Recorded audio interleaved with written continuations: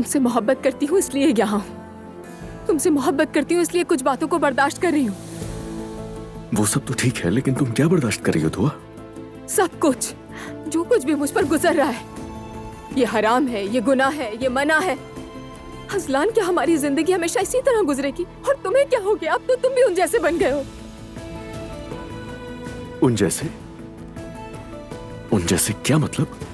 तुम्हारी अम्मी, तुम्हारी बहन। अजलान, तुमने मुझसे पूछा कि आज का दिन कैसा गुजरा और मैंने बता दिया।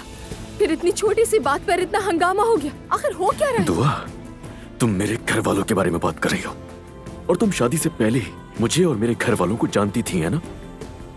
हाँ, मैं जानती थी, लेकिन ये भी जानती थी कि तुम कैसे इंसान हो। लेकिन अब जिस शख्स को देख रही हूँ वो तो वो है ही नहीं। मेरे सामने कोई और इंसान बैठा है।